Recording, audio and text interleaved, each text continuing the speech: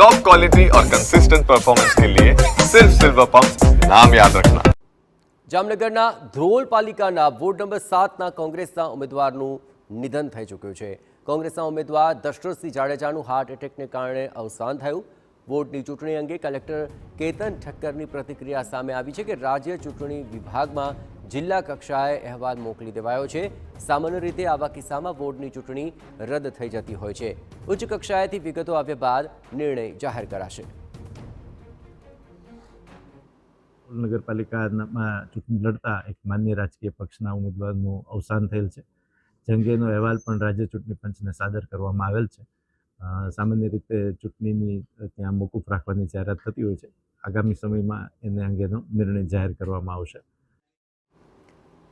અત્રે મહત્વપૂર્ણ છે કે જામનગર જિલ્લાની કાલાવડ, ધ્રોલ અને જામજોધપુર નગરપાલિકાની ચૂંટણીને લઈને તંત્ર દ્વારા તમામ પ્રકારની તૈયારીઓ કરી લેવામાં આવી છે। જામજોધપુરના વોર્ડ નંબર 7માં 28 બેઠક માટે 80 ઉમેદવાર મેદાને છે, તો કાલાવડના 7 વોર્ડની 27 બેઠક માટે 67 ઉમેદવારો અને ધ્રોલ નગરપાલિકાના 7 વોર્ડની 28 બેઠકો માટે 80 ઉમેદવાર વચ્ચે ચૂંટણી જંગ જામ્યો છે।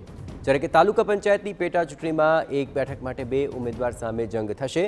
શાંતિપૂર્ણ માહોલમાં મતદાન થાય તે માટે પોલીસ કર્મચારીઓ સતત તૈનાત રહેશે। સાથે જ 498 જેટલા સરકારી કર્મચારીઓ ચૂંટણી ફરજ બજાવશે। અલગ જગ્યા જે ઉપરથી ડીજી ઓફિસથી જે સ્કેલ પ્રમાણે જે બંદોબસ્ત આવેલ છે આ રીતે બંદોબસ્ત મૂકવામાં આવેલ છે, જેમાં 4 એએસપી અને ડીવાયએસપી અને 6 પીઆઈ અને આને અલાવા લગભગ 200 આસપાસ પોલીસ કર્મીઓ અને 200 આસપાસ હોમગાર્ડ અને 8 આપણે હાફ સેક્શન એસઆરપીના પણ મૂકવામાં આવેલ છે। અને અત્યાર સુધી કોઈ પણ જગ્યાએ કાયદો અને વ્યવસ્થાની કોઈ પ્રોબ્લેમ છે નથી અને શાંતિપૂર્ણ રૂપથી બધા ઇલેક્શન પૂરા થશે।